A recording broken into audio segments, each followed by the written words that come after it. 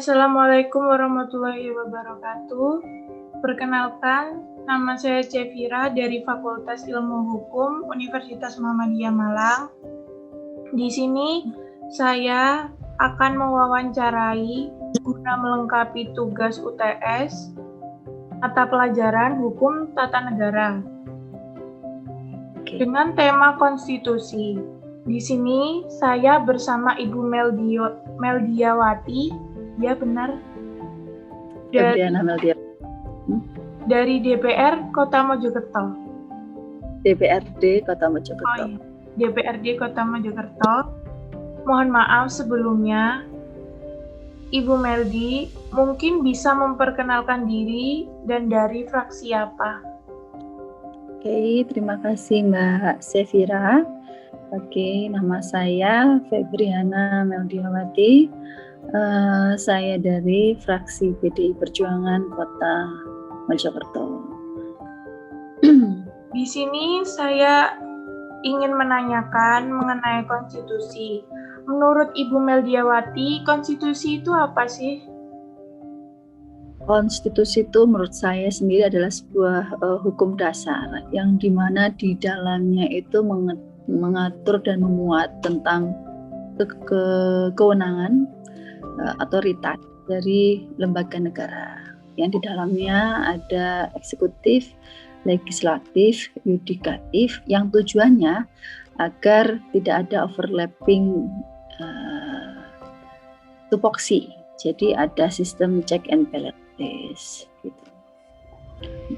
Kalau untuk menghadapi zaman sekarang, itu milenial itu sebaiknya bagaimana sih untuk menyikapi konstitusi? Menyikapi konstitusi. Ya, pada zaman sekarang. Oke. Menurut saya konstitusi itu adalah hukum awal, hukum di mana ini sudah dibuat oleh pembuat kebijakan, pelaku pembuat kebijakan. Yang saya maksud di sini adalah Undang-Undang Dasar 1945 amandemen, yang mana ini dari awal dibentuknya oleh pembuat kebijakan, di mana ini awal kemerdekaan ini sudah dibuat dengan menyesuaikan perubahan zaman yang sudah diamandemen sehingga menurut saya konstitusi ini masih relevan dengan kehidupan sekarang. Nah, dalam undang-undang kalau tidak salah pembentukan peraturan perundang-undangan menempatkan Undang-Undang Dasar 1945 itu sebagai yang tertinggi, sehingga aturan di bawahnya kalau kita boleh sampaikan tidak boleh bertentangan dengan aturan di atasnya.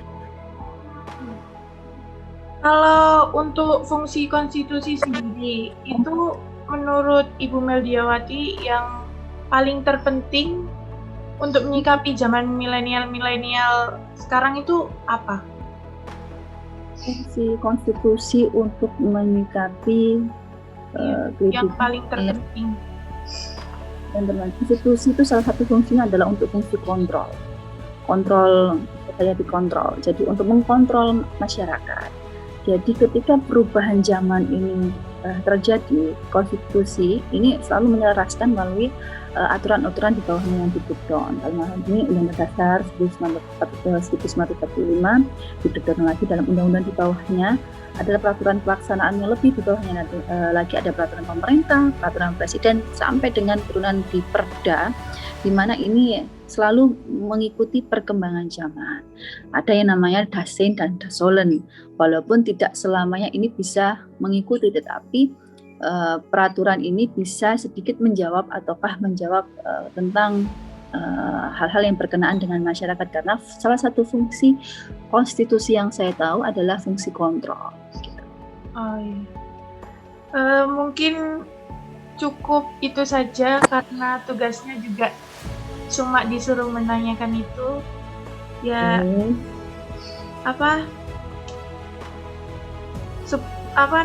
seputar tadi kan sudah membahas seputar konstitusi.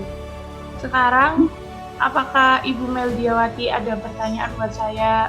Maksudnya kayak menjadi Ibu Meldiawati sendiri kan juga lulusan dari Fakultas Hukum.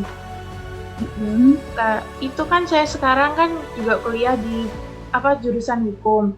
Menurut Ibu Mhm. Meldiawati sebagai mahasiswa hukum, saya itu harus bagaimana Mhm. menghadapi konstitusi?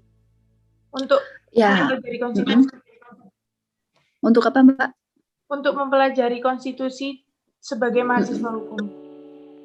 Ya, konstitusi itu menurut saya sebuah pijakan ya, sebuah pijakan yang mana dalam undang-undang itu diatur di paling tinggi top, paling di atas dari seluruh peraturan, aturan-aturan yang lainnya. Jadi kalau kita menyampaikan bahwa pijakan ini tetap harus kita pegang dalam kita berbuat dan melaksanakan. Nanti kedepannya mungkin Mbak Sefira ataukah bekerja dimanapun bekerja, baik itu swasta ataukah di dalam public service yang mana ini wilayahnya dari pemerintah, tentunya konstitusi ini harus benar-benar dipegang karena ini menjadi sebuah guideline kita untuk kita tahu mana yang boleh dan mana yang tidak boleh, karena di sini sudah jelas aturan-aturan yang harus kita laksanakan sebagai warga negara yang baik. Jadi tetap apapun nanti ketika Mbak Sefira ini bekerja di apakah di tadi yang saya sebutkan public service ataukah sektor privat, tentunya konstitusi ini yang harus benar-benar kita praktekkan, kita laksanakan dalam kehidupan sehari-hari gitu. Apakah Ibu Meldiawati ada pesan untuk saya agar bisa menghadapi kedepannya sebagai mahasiswa hukum? Saya kan masih semester 2 juga. Nanti itu gimana sih? Oke, masih semester 2 ya? Udah HTN ya? Iya, hukum tata negara. Oke. Sebagai mahasiswa hukum tentunya kita harus kritis karena kita dianggap sebagai seorang yuris. Jadi nanti titelnya kan sarjana hukum nih, ahli hukum lah. Minimal kita harus tahu tentang peraturan-peraturan di dalamnya. Nah, sebagai seorang yuris yang baik, kita harus mengetahui lebih dalam terkait hukum itu sendiri, baik itu hukum yang tertulis maupun hukum yang tidak tertulis. Jadi kan ada nih hukum adat, hukum apapun. Nah, seumpama Mbak Sefira nanti bekerja dalam sektor apapun, nanti pasti akan berhubungan dengan berbagai permasalahan dan persoalan yang mana kalau kita bisa kaitkan, tentunya ini sangat berhubungan dan berkorelasi dengan peraturan. Nah, peraturan ini kita seorang yuris harus tahu batasan-batasan kita sehingga kita dalam mengambil kebijakan kita tidak salah gitu. Terima kasih atas itu sarannya. Dan sama-sama. Dan terima kasih untuk waktunya ya Ibu Meldi. Sama-sama, iya, sama-sama. Mohon maaf ya, kemarin agak susah. Iya, ini agak menyempatkan karena sekarang lagi pembahasan LKPJ, tapi saya harap wawancara pada pagi hari ini bisa membuat Dek Sefira mendapatkan nilai yang baik. Terima kasih Ibu Meldi untuk waktunya. Saya kira cukup untuk memenuhi tugas saya. Bila saya ada salah kata, mohon dimaafkan ya Ibu Meldi. Sama-sama, selalu belajar, jangan lelah belajar, biar bisa membuat nama keluarga ini menjadi lebih terhormat dan harum ya kan. Salam untuk keluarganya, salam untuk orang tuanya dan untuk mbahnya. Semoga selalu sehat. Terima kasih Bu Meldi. Assalamualaikum. Waalaikumsalam warahmatullahi wabarakatuh.